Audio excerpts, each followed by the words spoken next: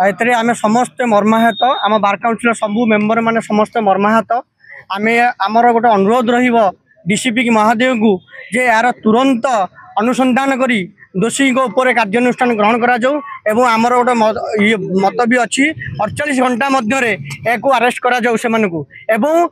आमर जुडिशियल महोदय को अनुरोध से माने यार तुरंत जुडिशियल इंक्वारी करी शीघ्र केमती चार्जसीट आसो आ शीघ्र केमती विचार करा दोषी केमती दंडा यापर पदक्षेप से निबे आम bar council of India chairman